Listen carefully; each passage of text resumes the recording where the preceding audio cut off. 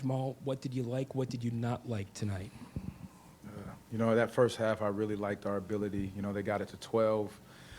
We pushed our way back into the game with that poise and that fight there. I liked our physicality to a degree. Again, did not like the 15 turnovers for 24 points. You got to give yourself a chance there. So our ability to take care of the basketball, I think, is going to be very key for us against them. Jamahl, how do you get more offense from people in addition to Paolo and Franz? Well, I think it's just the ability to play faster. I think when we step into the game, just being able to know that when we get the stops, we've got to get out and run and make sure we're putting pressure on that rim early. I think it really is just about us pushing the pace, attacking downhill, and trusting when our defense does get the stop that we've got to convert on the other end. How did Boston change at the beginning of the third quarter and the run that they made to kind of separate themselves? Well, I mean, if you looked at a couple of the plays, I think we end up getting a stop here, a stop there. We end up throwing it back to them. They get a quick layup. We got a couple fouls untimely at the time that we were trying to go on a run. You look at it. We usually shoot 20-plus free throws. That third quarter, that bit us a little bit, us being able to defend without fouling and the whistle going that way, and it slows the momentum of the game down. Again, so our ability to do all these things without fouling is going to be very important moving forward. Why do you think your team wasn't able to generate the usual amount of free throws your team takes? I can't say anything about the whistle. I mean, at the end of the day, I thought we did an unbelievable job attacking the basket. I mean, you saw Paolo on the ground 4 or 5 times. And so, again, it's the physicality of the playoffs. But again, in that third quarter, I thought we did a great job attacking the rim, getting downhill. Whether it goes our way or does not go our way, we've got to just continue to play through those situations. And I think that was a big momentum shift. Kind of on that point, you mentioned in the lead up to this series that Boston has some of the best rim protection in the league. Just how do you maybe convert through some of that? Although, you get the looks, but how do you convert some of those more often? You just got to go in there, continue to go in there strong, attacking the basket, not looking for it. And again, because playoff basketball, it's going to be more physical. It's going to be a little bit more aggressive. You got to give them credit for how they came out, and then that's what they did.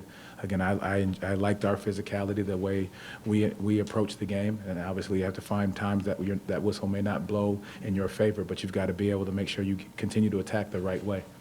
As far as the turnovers, was there anything in particular that really stood out about them by and large? Live ball. I think live ball. I think there was a few times we ended up against the shot clock, and you credit that to some of their switching. Some of it was our ability to just take what the game was giving us, not trying to do more. When the game was giving us the right read, we got to make the right read at that right time.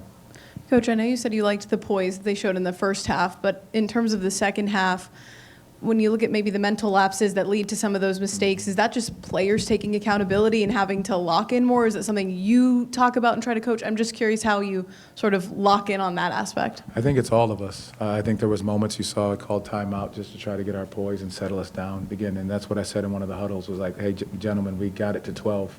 It was 12, and we cut it down in that first half. So it was very similar because it was 12 or 13 in that second half.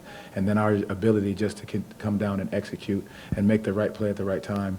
Again, we tried to execute, got downhill, may not have gotten a call. They were out on the break in transition. So those are those moments where they understand what they need to do, but we just got to make sure we continue to execute it for 48 minutes.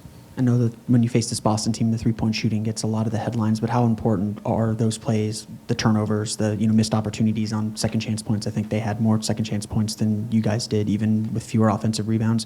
How important are those kind of plays on the margins that in a series like this? I think that second half is when they really turned up the second chance points. I think we did a great job in that first half. I believe we had 10 offensive rebounds in the first half, and then we died down in the second. So I think they were able to capitalize in the second versus what we were doing. So again, we just being able to put two halves together, playing that way is going to be very important throughout this series. How would you describe the way Franz played on both ends? I think his aggression was there. I think he was trying to get downhill. He was looking to attack. He sparked us in that first half, just being able to, attack the basket, get downhill, looking to score, and then defensively just being able to, we had a lot of cross matches at times, so his ability to communicate, to talk to guys, understand where he was supposed to be on the floor, I think he did a really good job in that regard. How did you assess the defense that you guys played against the two Jays for Boston? I mean, I think we did a very good job on those guys. Made it tough on them. Made it difficult for them to get easy shots. You know, they had a couple, you know, blow-bys to the rim, but for the most part, it was the Derek Whites of the world and, you know, the Peyton Pritchard coming off the bench for 19. You know, two guys that you don't necessarily count for, you know, coming up with 49 points. I think we've got to do a better job there. And again, we've got to know who we're guarding, how we're guarding them, and understanding the personnel in those moments and what guys are capable of doing.